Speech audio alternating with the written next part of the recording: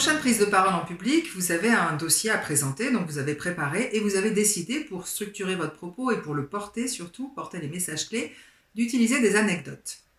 C'est cool, c'est une super idée. Et là, devant le public, vous commencez à raconter votre anecdote, mais avec un ton très détaché, à distance, un peu comme si vous étiez en train de lire une notice ou un mode d'emploi. Par exemple, lors d'un rendez-vous de présentation d'une nouvelle offre, le client avait beaucoup de griefs contre notre service après-vente, mais bon, au bout d'un moment, il a quand même fini par se dire que c'était bien si on mettait en place un rendez-vous de suivi mensuel. Voilà.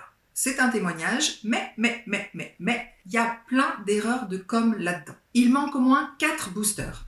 Premier booster, contextualiser. On ne sait pas qui c'est ce client. Vous n'en parlez pas. Vous dites rien sur lui. Alors, pas forcément son nom, pas forcément même le nom de sa société. On s'en fout si vous voulez garder l'info secrète. Mais au moins le type, c'est qui? Il est jeune, il est vieux, ça fait longtemps qu'il fait ce métier, ça fait pas longtemps, il est sympa, il est pas sympa. On a besoin de ce contexte. C'est dans une industrie, c'est dans une entreprise de service. Si on n'a pas tous ces éléments sur la personne, son état d'esprit et sur l'entreprise, comment vous voulez qu'on s'identifie et donc on s'embarque dans votre histoire et qu'on capte le message clé que vous voulez faire passer? C'est impossible. Donc, on contextualise. 2, on personnalise. Qui a fait ce rendez-vous? C'est la personne qui parle. Alors pourquoi elle dit lors d'un rendez-vous, le client nous a dit que... Bah non, à ce moment-là, tu mets le je.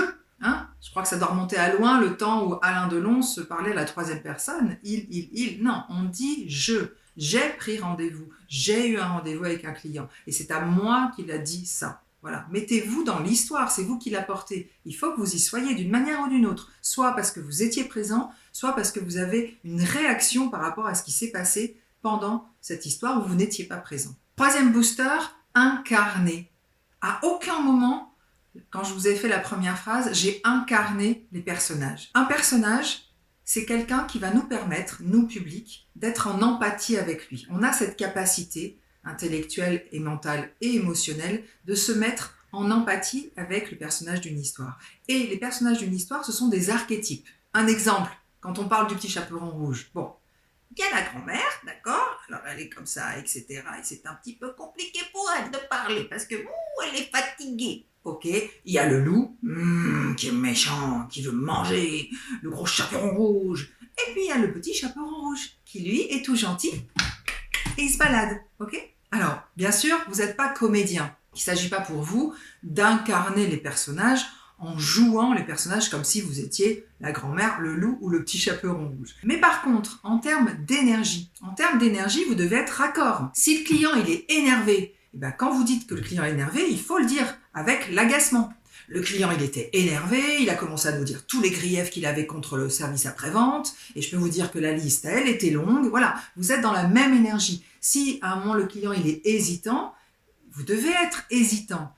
Oui, alors le client, il s'est dit, bon, quand même, j'avoue, je vous ai dit beaucoup de choses, mais c'est bien qu'on fasse ce point mensuel, parce que finalement, ça va nous permettre de nous parler. Donc ça, c'est important, cette incarnation, plutôt que cette incarnation, cet engagement physique. Voilà, c'est ça. C'est de l'énergie que vous devez mettre quand vous racontez vos histoires. Sinon, ça passe pas, vous êtes à distance. Et si vous êtes à distance, le public, il est à distance aussi. Quatrième booster, c'est conclure. Il n'y a pas de conclusion dans cette histoire. On s'est arrêté sur l'idée que le client était effectivement content qu'on ait mis en place un suivi mensuel. Mais ça suffit pas. Elle est où la conclusion? Elle est où la morale de l'histoire? Je vois qu'on raconte une histoire, c'est qu'il y a une morale. Il y a quelque chose à comprendre. Il y a un message clé derrière l'histoire, derrière les personnages. Donc, il faut conclure, les gars. Hein, il faut donner la morale de l'histoire. Parce que c'est ça qui va faire percuter le public et qui va se dire « Ah ouais, ok. » Sinon, c'est un peu comme si vous faites une blague mais vous ne donnez pas la chute. Ben, c'est pas drôle. Voilà, donc 4 boosters. Contextualisez,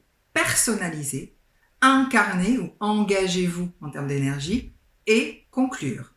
C'est tout ça qui va vous permettre, pendant une présentation orale, d'incarner vos anecdotes.